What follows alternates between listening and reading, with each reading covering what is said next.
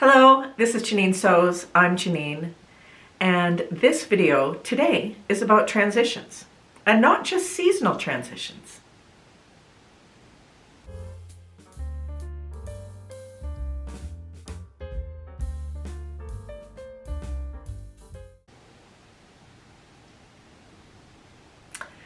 This is the Sew Over It Audrey top, and I made this I think in 2020. And the fabric is a cotton knit from Fabric Mart. And this top is perfect for this time of year. It's got the longer sleeves that keep you a little bit warm on these October days that are much shorter than the nights now, and it is cooling off. So we are in the middle of the seasonal transition, and that means it's time for the wardrobe transition from warm weather clothes to cool weather clothes. A much bigger transition has been a personal one. I quit my job in August. I wasn't enjoying it. It wasn't fulfilling. I didn't see anything else out there that would entice me to commit several years to a new job. So I left my job in August, and since then I worked on Frocktails. I did things around the house and garden. We went on a little trip. And we came back from that trip a couple of weeks ago, and I went into my closet to do the annual summer to fall wardrobe transition. And I realized that probably 60% of my wardrobe is workwear. Like many of you, I invested a great deal of thought and money into how I looked at work. I wanted to have a persona. I wanted my clothes to say that I was strong and confident and intelligent and a good leader and a little bit of fun. So I put so much energy into deciding what I was going to wear for work and who I was in the office. My first job was when I was 13, and since then, for 5 decades, I've always been either actively working or looking for a job. So I have not put a lot of time or energy or thought into my non-professional wardrobe. And this has been the most surprising transition that came out of leaving work.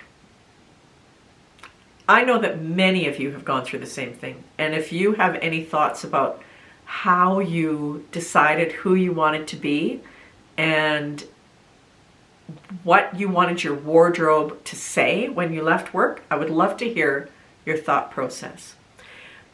For me, I still think that there are parts of my work me that I'm going to carry into my not work me, but there are other things that certainly don't, like wearing cat print sweatshirts. I wouldn't wear that at work, but I would wear that at home. But I don't want to be the lady that wears cat clothes every single day. The people at my vet's office already think that I'm that person, because I always put on cat things when I take the cats to the vet. But I have to figure out who I'm going to be and what I want to wear.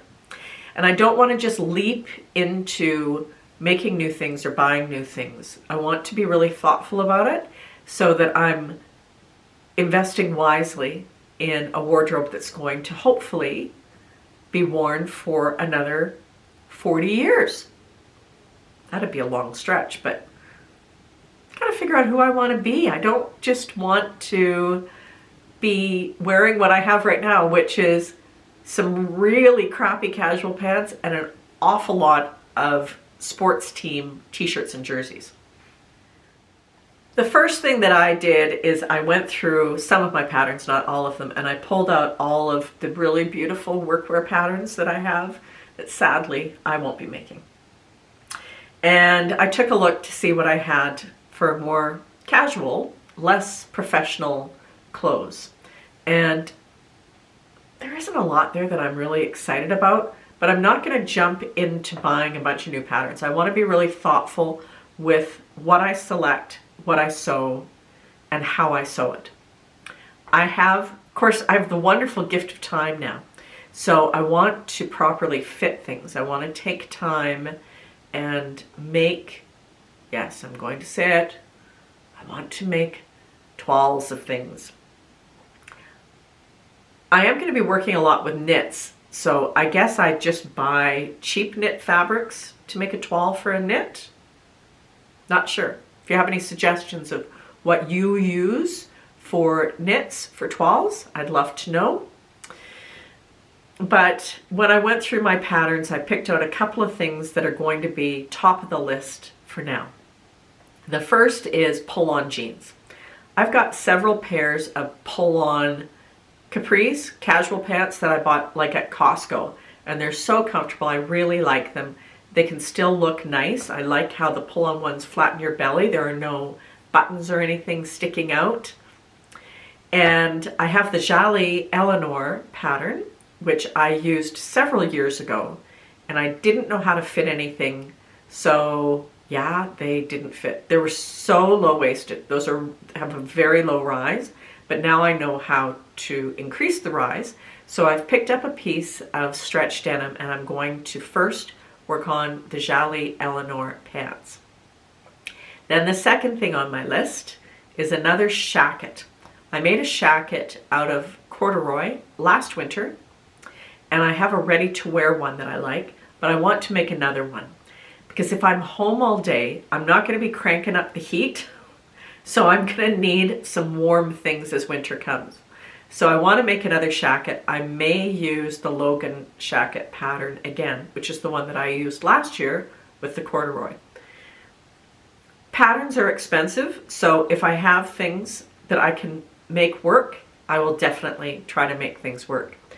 But for the shacket, I am thinking I'm going to use fabric that has a little bit of stretch to it, just because if I'm wearing it around home and I'm doing things, I'm doing dishes, or I'm sewing, or I'm doing things around the house, I want to have a little bit more ease of movement.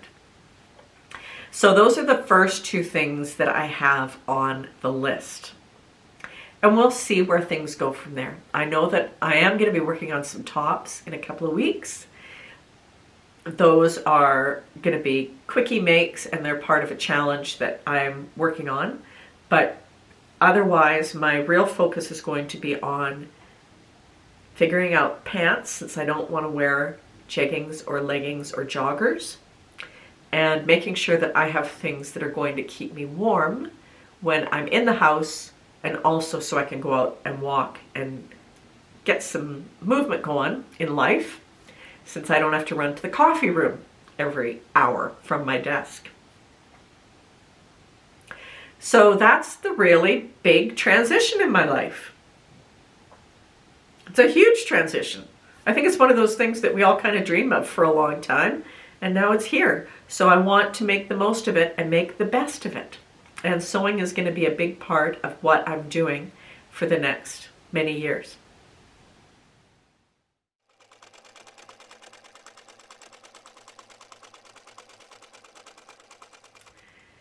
In my sewing party clothes for summer video, I mentioned that I had planned to make something different for Calgary Frocktails.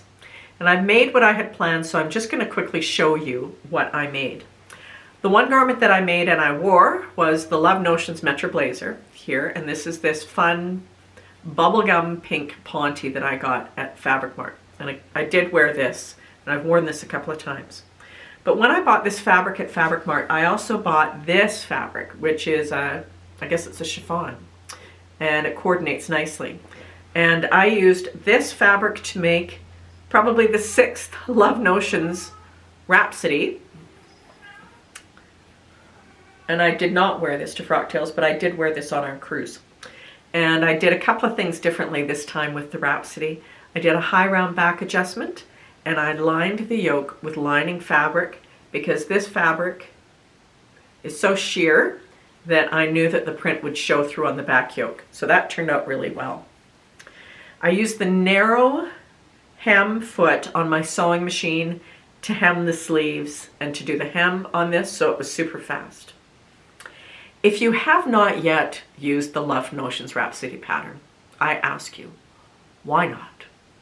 Truly, I love that pattern. I always know that I'm going to get something that I'll wear. Now, the third piece that was supposed to be part of this ensemble was an attempt at the Love Notions Duet Trousers.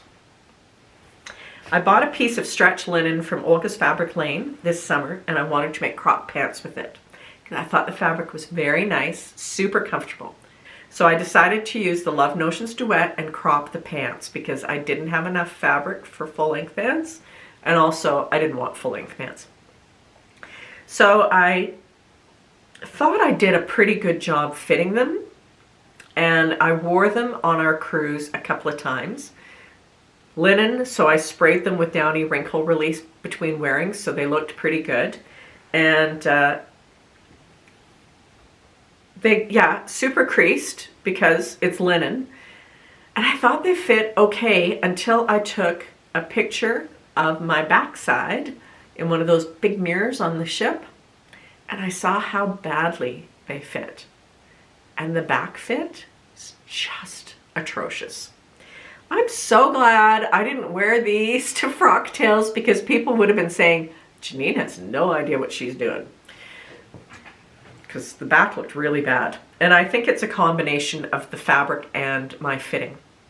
The fabric has so much stretch that they did not stay up as high on my waist as I wanted. They kind of fell down a little bit. But I do need to do something to improve the fit of these. So I think I'm going, because I like the fabric and I like the style, I think I'm going to take off the waistband and see if I can improve the fit. So those were the 3 garments that I was planning to wear to Calgary Frocktails that I didn't. This style of pant is something that could certainly fit in my new style of wardrobe, my new wardrobe persona. This jacket, of course, can be worn over a million things with jeans and with black pants, different tops.